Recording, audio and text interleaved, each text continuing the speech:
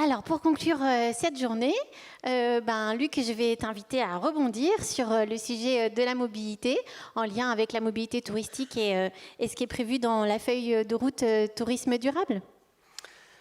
Oui, en tout cas, merci Marion, merci au Tourisme Lab et à l'ensemble des partenaires pour avoir concocté ce programme de cet après-midi. Peut-être revenir effectivement sur ce qui s'est passé cet après-midi.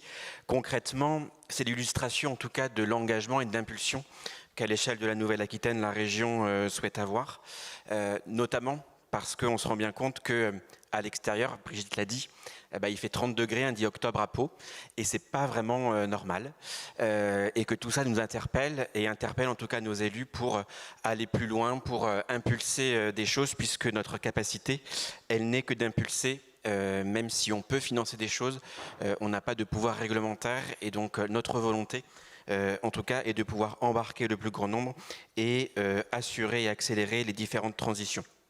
Ça a été dit à plusieurs reprises, il y a trois grands enjeux en fait sur le tourisme et pour l'avenir du tourisme. La première, c'est l'accessibilité des destinations. C'est le sujet en tout cas d'aujourd'hui. Il y a le sujet, ça a été évoqué par Madame Pi, également sur l'eau et donc la gestion des ressources. Aujourd'hui, on est frappé en tout cas sur la raréfaction de cette eau, sur des ressources, notamment par rapport au bois, par rapport à des conditions climatiques extrêmes qui doivent nous amener à s'adapter et adapter en tout cas à l'offre touristique. Et le troisième grand enjeu, c'est l'acceptabilité des habitants, parce que l'habitant est aussi un touriste, et sans habitants, il ne peut pas y avoir de tourisme. Peut-être revenir effectivement sur le sujet plus précisément de l'accessibilité, et dans l'accessibilité, on a la gestion des flux. Gestion des flux qui tient à cœur le Tourisme Lab, puisque vous avez pu accompagner l'expérimentation de cette gestion de flux sur la montagne basque. Et sur cette gestion de flux, on voit bien que le sujet de la mobilité est un sujet central.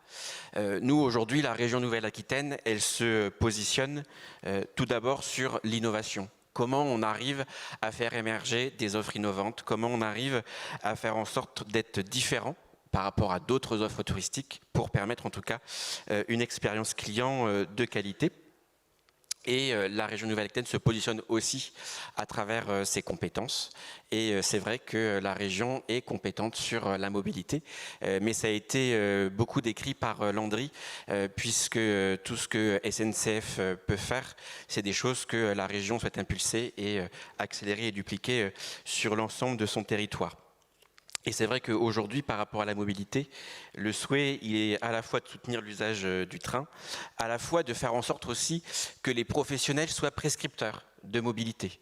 On voit bien qu'on a un réseau de mobilité, c'est un peu quelque part les plans de mobilité. On a des usages plutôt du quotidien qui peuvent être touristiques, mais on a parfois des professionnels qui ne se font pas relais, en tout cas de cette offre. Et donc aujourd'hui, on travaille pour inciter les professionnels à être prescripteurs et à faire en sorte d'avoir des offres accessibles en intermodalité et en bas carbone. Et enfin, c'est quelque chose sur lequel la Nouvelle-Aquitaine s'est beaucoup positionnée ces dernières années, c'est aussi le déploiement d'une infrastructure cyclable de qualité permettant des itinérances douces et de générer en tout cas des retombées économiques sur le territoire. Donc globalement, en tout cas, notre souhait, il est d'agir à travers nos compétences en créant de nouveaux produits, de nouveaux services, à la fois pour les touristes, pour les habitants et si possible pour les habitants touristes.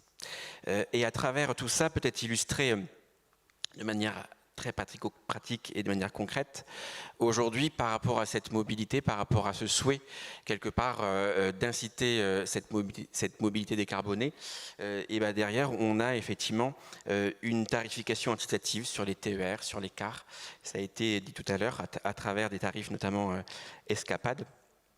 c'est aussi quelque part faire en sorte de faire connaître ce réseau cyclable de grande itinérance, permettant de découvrir le Marais Poitevin, permettant de découvrir des territoires qui sont parfois pas touristiques, et permettant aussi quelque part d'associer sensibilisation des pratiquants cyclistes et préservation des milieux et biodiversité locale. À travers la mobilité, c'est aussi faciliter le quotidien quelque part des visiteurs et des touristes. Et ça a été dit tout à l'heure, c'est compliqué, suivant les différents réseaux de mobilité, d'avoir un billet et d'aller d'un réseau à un autre. Et aujourd'hui, en tout cas, notre volonté est de pouvoir développer un billet unique permettant à l'échelle de la région Nouvelle-Aquitaine, donc ce n'est pas encore sur de l'interrégional, mais au moins à l'échelle de la région, de pouvoir avoir un même billet, quel que soit le réseau de transport, ou de pouvoir payer à travers les bornes donc dans les transports à l'aide de sa carte bancaire. Donc ça, c'est des choses aussi qui vont faciliter quelque part le quotidien et l'utilisation de ces différents usages et solutions de mobilité.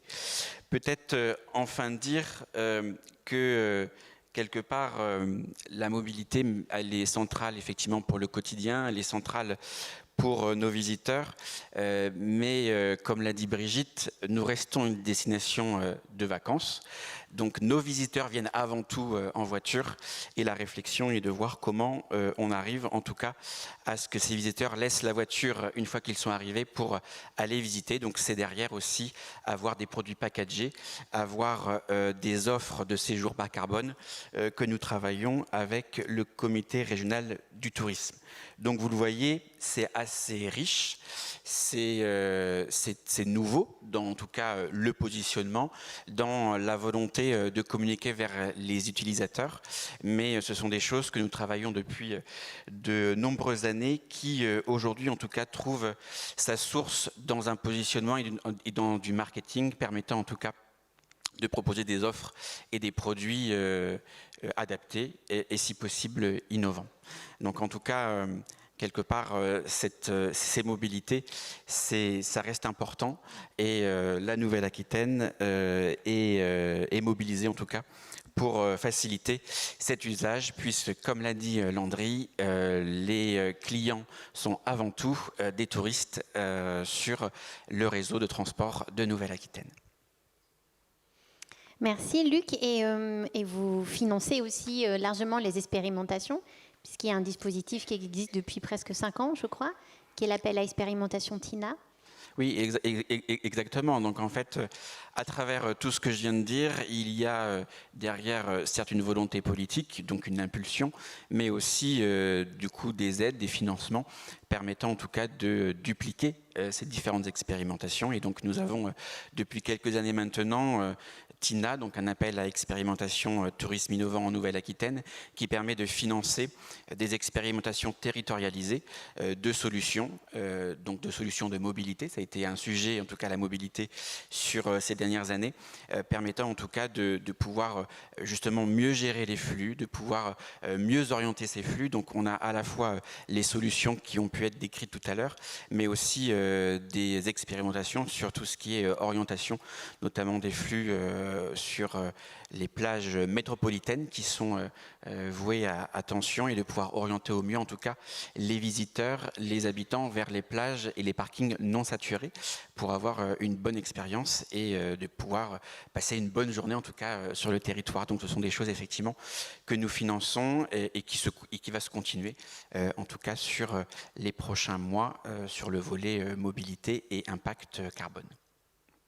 Merci Luc. La région est partenaire du Tourisme Lab depuis sa création. Je vous l'ai dit en introduction, ça a été créé à l'initiative de la région avec l'ensemble des partenaires, et donc la région finance aussi l'ensemble de nos activités. Ça fait 4 ans maintenant. Le chemin parcouru est long puisqu'on collabore quotidiennement avec l'ensemble des partenaires et notamment la région pour vraiment accompagner la continuité, que ce soit dans les expériences TINA par exemple, pour qu'ils aillent au bout en tout cas du modèle économique ou de l'opérationnalité de leurs solutions. Peut-être un mot sur ce partenariat ? Oui, en tout cas, la volonté de créer le Tourisme Lab était, dans un premier temps, de pouvoir satisfaire, en tout cas, les besoins des professionnels, puisque quand on parle innovation et TPE, les TPE ont un peu peur du sujet de l'innovation. Et donc, c'était aussi de pouvoir rapprocher l'innovation des entreprises, des TPE, des territoires et des besoins des territoires, puisqu'on voit bien qu'il y a beaucoup de solutions innovantes qui émergent, et c'est aussi de pouvoir les tester, de pouvoir les orienter, et de pouvoir aussi satisfaire parfois des besoins qui ne sont pas aujourd'hui satisfaits sur des sujets, la mobilité peut en faire partie, et que concrètement, ce Tourisme Lab, il a été créé effectivement pour pouvoir répondre à ce besoin et pouvoir quelque part faire de l'animation. Je pense que c'est quelque chose que vous faites plutôt bien, puisque effectivement c'est la 4e année, et on voit bien qu'au regard du programme, au regard également de la dynamique collective, qu'aujourd'hui il y a peut-être une nouvelle étape à passer, en voyant comment il est possible en tout cas de référencer les territoires partant pour expérimenter justement ces solutions qui ont pu être incubées et accélérées par le Tourisme Lab. Merci Luc. Merci. Du coup, nous avons pris beaucoup de retard et je m'en excuse. Nous avons un dernier intervenant. Je n'étais pas sûre qu'il soit en visio, c'est pour ça que je me suis absentée 5 minutes. Mais je crois que oui, on me dit que oui. Je ne vois pas la régie. Oui, Raphaël. Alors Raphaël, il ne pouvait pas être avec nous, il est à Niort, il me semble, au Salon Atlantica. Tu nous entends, Raphaël? Oui, parfait. Bonjour Marion. Bonjour à tous. Raphaël, du coup, travaille pour l'ADEME Nouvelle-Aquitaine. Et donc, c'est un nouveau partenaire qui va devenir partenaire du Tourisme Lab. Raphaël, est-ce que tu peux rappeler un petit peu en quoi consiste ce partenariat et nos axes de collaboration des dernières années? Oui, avec plaisir. Déjà, bonjour à tous. Je salue Luc qui est encore peut-être sur le plateau. On est très heureux de ce nouveau partenariat. L'idée, c'est, comme on n'est pas contributeur depuis l'origine du Tourisme Lab, c'est de vous aider à grandir sur les volets de la transition écologique, puisqu'on a bien compris que le Tourisme Lab faisait des ambitions de durabilité vraiment la matrice de votre développement. Donc ça, c'est quand même une bonne chose.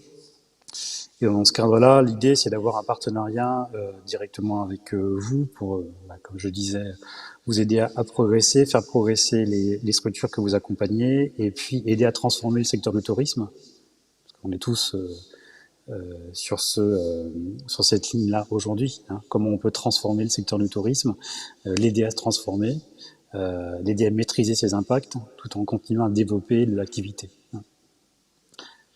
Tu veux que j'évoque quelques actions, mots c'est ça? sur le partenariat qui... Ouais. Alors, c'est un partenariat nouveau sur, je sais jamais si c'est 2 ans ou 3 ans. Je crois qu'on a pris 2 ans.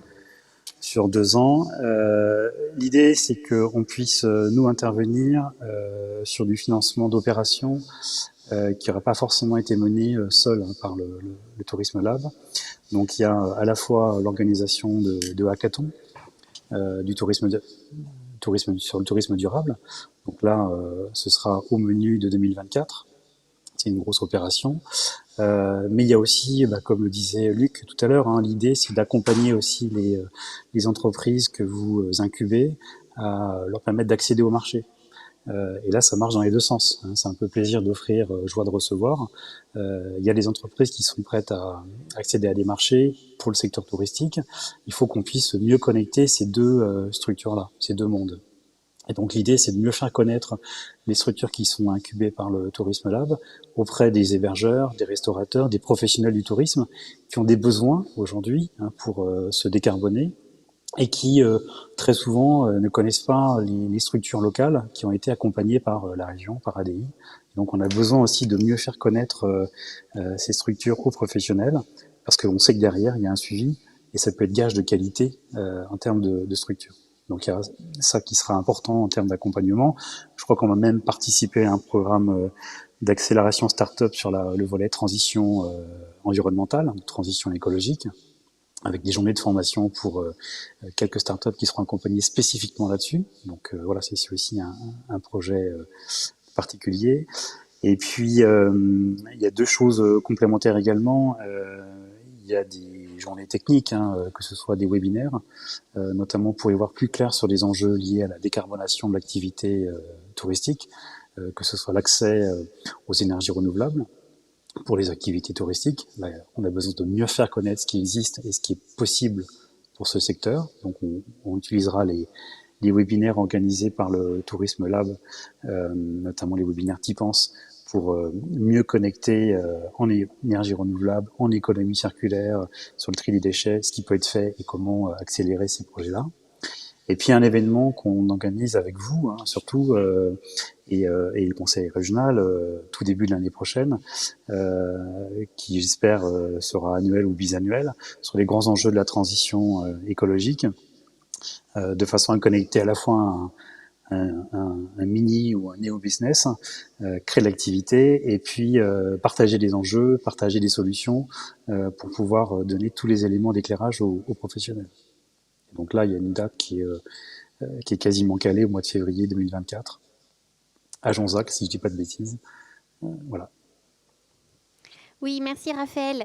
Effectivement, il y aura une rencontre sur plutôt les changements climatiques au sein de l'industrie du tourisme qui sera en début d'année 2024. Merci Raphaël d'avoir accepté d'intervenir en visio depuis l'autre bout de l'Aquitaine pour le coup. Et du coup, à très vite. Merci, bons travaux à tous. Merci Raphaël.